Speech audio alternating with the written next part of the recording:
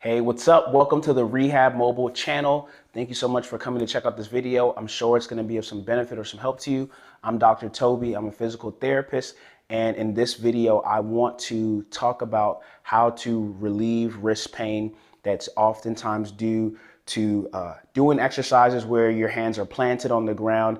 People who experience this the most are people who are doing exercises like push-ups or doing yoga or things where they're doing handstand related activities where their wrists are bent back. This can even be taking place in people who are lifters, who lift, do kettlebell exercises, and all of the various sorts where there's stress and pressure placed upon the wrist. So I'm going to break down one of the things that you can do to get some immediate relief and start helping you to be able to perform exercises better, but also how you can prevent this issue if you don't want it to get to a severe point. Because right now it might only be pain, but it could develop into a bone spur type of situation. And if it already has, I'll tell you exactly what you can do to take the next best steps and get that addressed so you can get back to exercising or doing whatever you love doing the most. Right here at our channel, we help people to heal from pain so that they can transform their body and their fitness to get the life and the health that they want. So subscribe to our channel and stay abreast of all of the content that we produce that'll be educational and helpful for moving you along in your journey. If you have a severe issue, you definitely want to contact a physical therapist, a specialist who can guide you and give you the best course of action. And you can do that right here. You can text us at 301-313-5028. And you can simply text wrist pain if you're somebody who feels like you need immediate attention or guidance or the next steps for your specific scenario to get you some help. All right. So let's get into the issue, right? So a lot of people who are doing exercises like push-ups, like I already mentioned, maybe you're using weights like kettlebells and other types of activities where your hands are planted. These challenges these exercises, I should say, can cause a challenge that leads to repetitive stress. So there are a couple things that you can do to avoid getting to one of the more severe states of this issue. It starts off usually with having some wrist pain on the back of your wrist in certain areas. And again, that undue repeated stress to a certain part of your wrist causes inflammation, can cause muscle tenderness that's due to muscle overuse and tendonitis. And from there, it can develop a bone cyst or a hard mass. And sometimes it can even develop an actual cyst that's filled with fluid. So a bone spur is going to be harder, and a bone or a cyst will be a little bit more fluid filled and may increase in size at different points in time. All right. So what is happening? Typically, what may be happening if there is a bone spur and there's something that's hard on that wrist area, that's being caused by is the development of bone as that bone is trying to repair the stress injury that's happened to it. So over time, you're doing the exercise, the push-ups, maybe the mountain climbers, maybe handstands, all kinds of activities and exercises. If you're not careful, you can begin to have pain there because there's too much stress on one part of your wrist. So here's one of the things that you can do.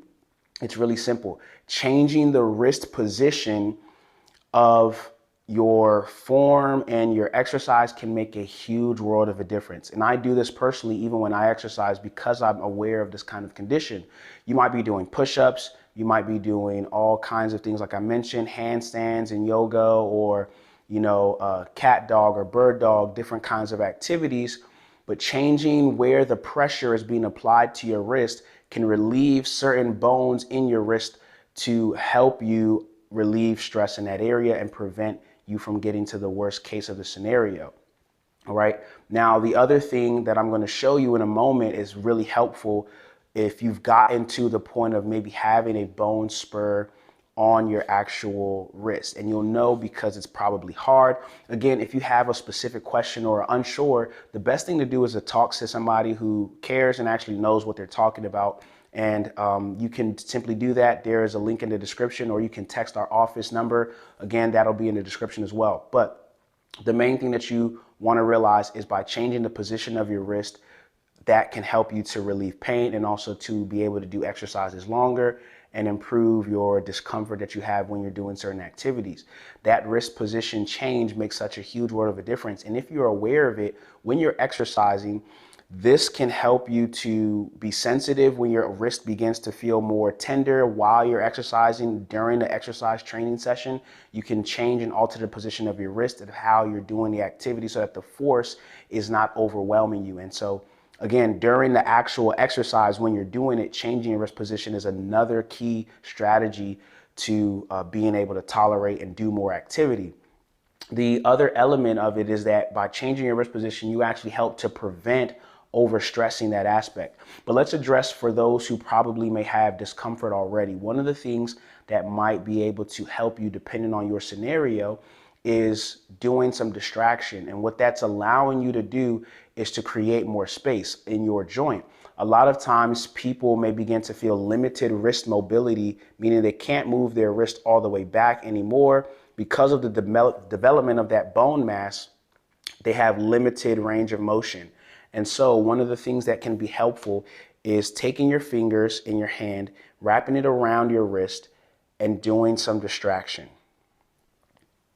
Now, this is a technique that helps to relieve some of the pressure, but it's a temporary help, especially depending on how developed that bone mass is.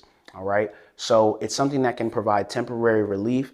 And this can also be a great post-workout recovery process. I talk a lot about that in some of my videos on our channel.